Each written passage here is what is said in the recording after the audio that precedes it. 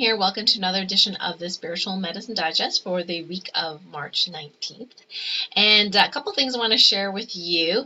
One is my personal experience about changing out my body's physiologic templates from alien back to human. So last week I kind of mentioned it. I found, I believe, about 9 or 10 different templates that, or blueprints or morphic fields, if you will, that my body was using to reproduce itself, to manifest into the physical. And the very first one I found, the only one that I thought mattered at the time, was the body shape one. So the body shape one, my body was going off of the Lemurian template. And my understanding from when I was Lemurian in my other lifetime, I was about 8 feet tall and about 40 inches wide. And definitely the time that my body started, using the body shape template of my Lemurian past was about 2 to 3 years ago. And that's about the time that I started, gaining the weight, literally almost overnight. It's like, every couple of weeks it'd be another 2 pounds, another 2 pounds, another pound, without necessarily doing anything different in my life. So after swapping that template back to the human template, there was a little bit of adjustment period. But what the most amazing thing that happened, even after, I think within the first week, was that I was looking in the mirror, in Kung Fu class, and doing like a side lunge stretch, and I'm thinking to myself, wow, my butt and hamstrings look smaller, like back to like normal. That's amazing. Now, I still feel like I have a lot more girth, in my belly area. That hasn't really changed a lot. That's about 4 inches bigger than what I was 3 years ago. And regardless of diet, low carb, vegetarian, whatever it is, has nothing to do with my diet or nothing to do with my exercise. Almost everything to do with Ascension and all this excess water related to the Ascension. So after I switched out that one template, then so from like the hips down, I felt like there was a shift, a difference, but from, kind of like the boobs up, I still felt kind of swollen and poofy and big. And the last few Ascension cycles, there was some tightness in my neck area. So here's the other learning, is that I found out, and we are currently in the Ascension integration and grounding cycle, which is the 4th phase of the Ascension cycle. So the Ascension energies now need to integrate into all parts of us, ground, body, mind, and soul. And one of the things that I didn't think of asking until it came up was distribution, which is really interesting. So Ascension energies become integrated into the different parts of ourselves, become grounded the way they're supposed to be grounded in different parts of ourselves during this phase. If you do not do this easily, then you can have a lot of energy stuck up here in the upper chakras, kind of gets stuck around the neck area or the upper shoulder area. And what I discovered the other day was asking about how well are the Ascension energies distributed throughout the different bodies, physical, mental, emotional, spiritual, energetic, dimensional. And there seems to be an imbalance in some people of this distribution. I know I'm linearizing, okay, and simplifying a process which is indescribable. I mean, I'm trying to say in English about an Ascension process which is indescribable. You know what I mean? So I'm doing my best to try to describe it to you. So distribution is the word that came up.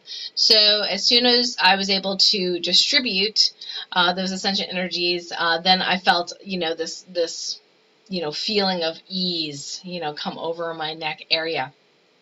And then those 8 other templates that were non-human were all Lemurian in my case. I don't know about you. Maybe you have other starseed type templates that your body is going off of.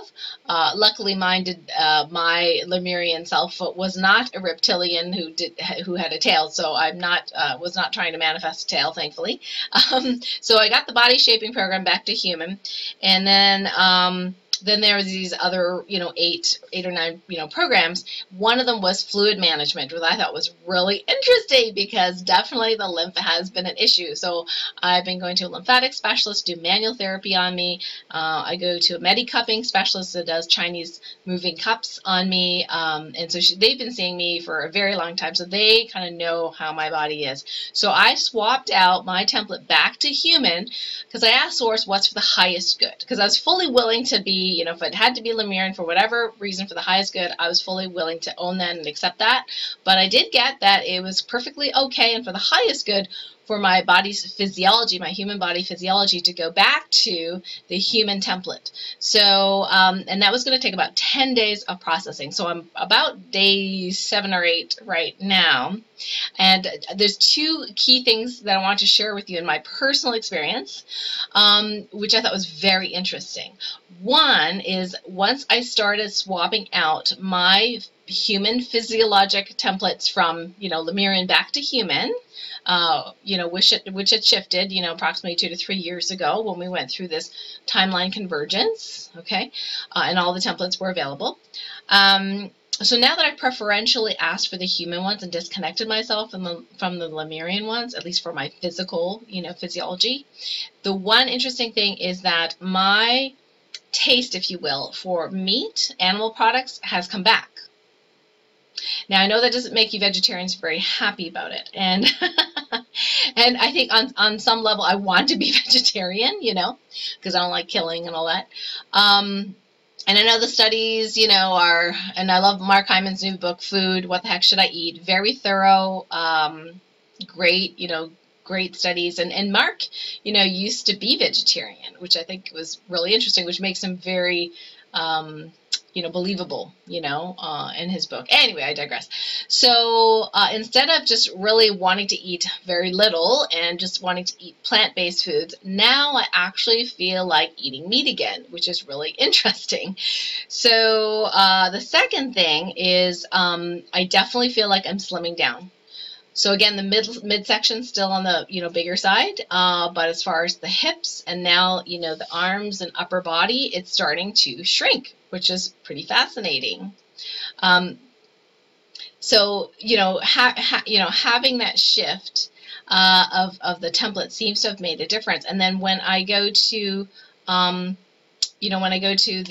lymphatic specialists, it's really quite amazing because they don't know what I'm doing, and I tell them what I'm doing, but when they go to examine me and when they go to do the therapy on me, they feel a difference. Like today, I went to medi-cupping, and she was like, wow, you are so much better. Like, it's a lot easier. There are a few little gritty areas, but overall, your body is doing so much better.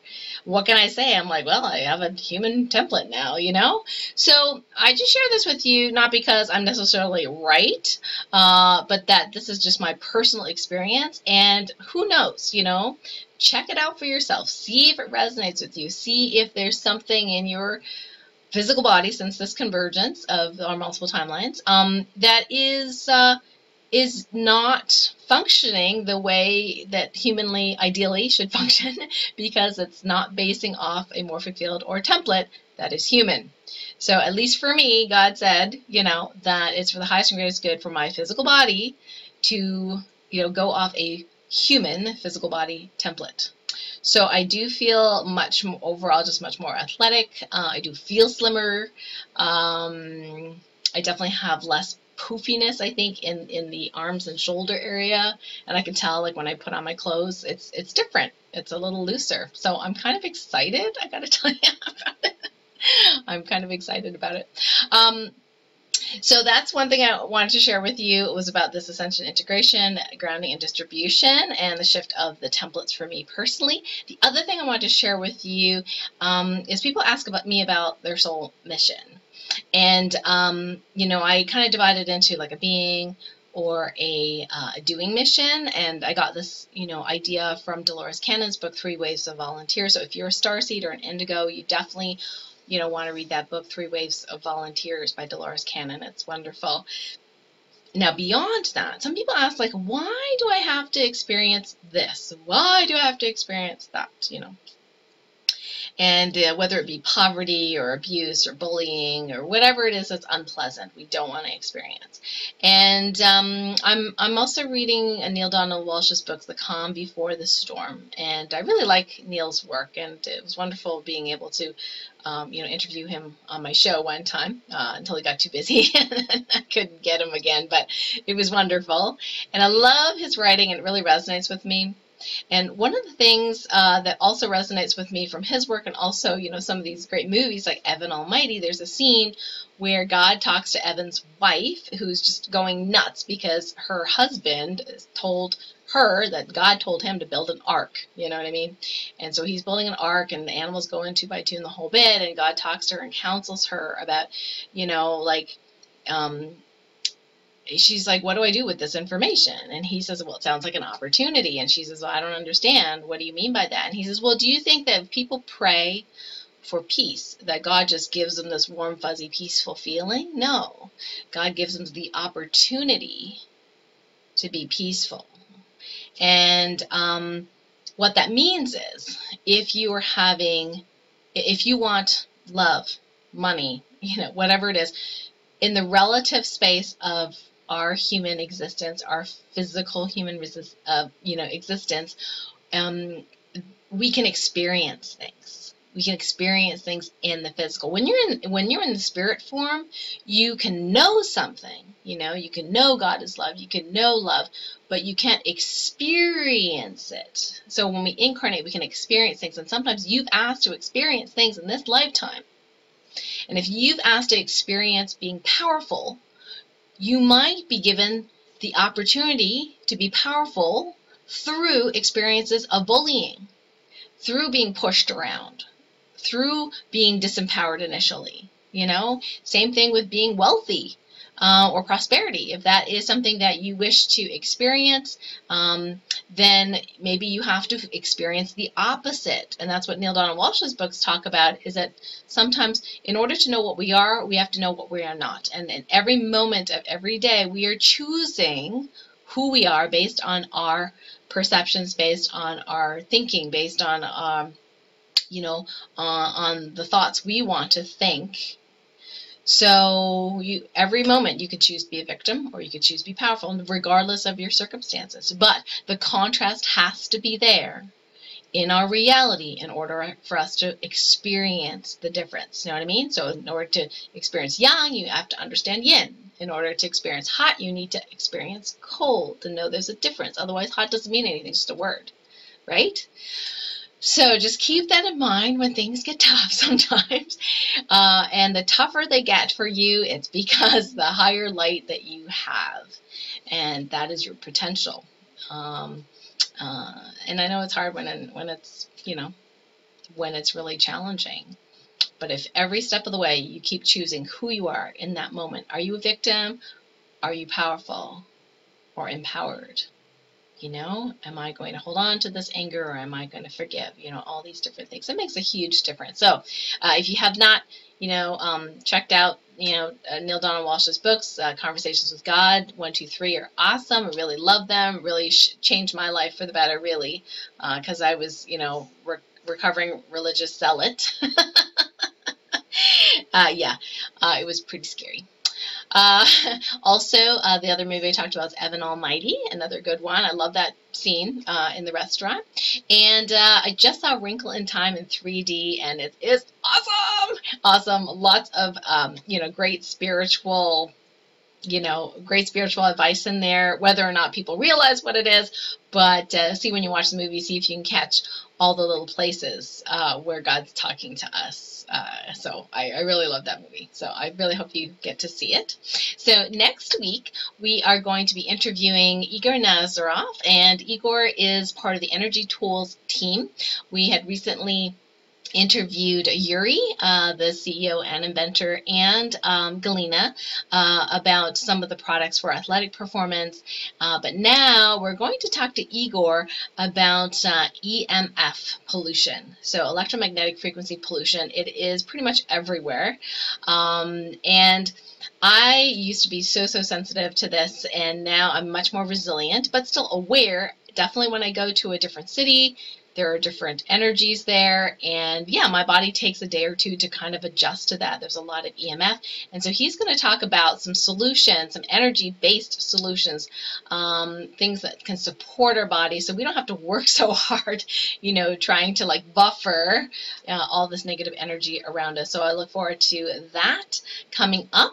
And in case you have not registered for Supercharge Your Healing Powers, I can't wait to see you in person in September here in the Adirondack Mountains. So not only is this an amazing nature preserve, Kathy's Place, the Lake Clear Lodge and Resort, there's a beautiful lake there that there's a beautiful energy vortex there as well. And weather permitting, we are going to do some outdoor work with our energy healing. So we are planning some really cool workshops for you, a lot of hands-on stuff.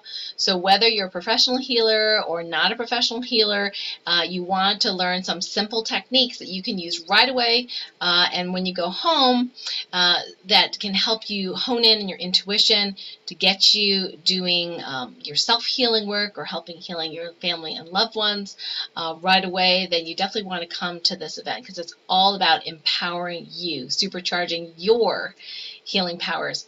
And the early bird special is still going on. We have a limited number of tickets for the sound bath, which is an extra little thing that we have Saturday night with my friend and sound bath practitioner, certified practitioner, Andrea Villier. So we have a limited number of those because there's only 30 spots for those, but now I think we're down to 22 or something like that. So you don't have to do that if you don't want to, but it's an added bonus and it's a wonderful experience. So we have a limited number of those. So if you're thinking of coming out, definitely go ahead and register. The early bird special is $97. Normally it's $497. So this is what I call the super early bird special. So this will go on for a few more weeks. And as soon as you register, we are setting up the Friends and Family code. So within a week of you registering, you should get an email with a Friends and Family code to give them half price, even if it's a super early bird price. Yeah, so it would be half of $97. I know it's kind of crazy, but we're doing it anyway. We want as many people to come as possible, and Kathy has given us a wonderful deal on meals and accommodations for the whole event that weekend. So that coupon code is Karen 2018. Karen 2018 if you're booking online, or you can call Kathy up as well and check out the different artisanal cabins and rooms that they have that just, they're so, you know, wood and just so rustic and so homey there. So I can't wait to see you September. So please, please, please register soon. I can't wait to see you in September. And until next time, have a wonderful week. Bye for now.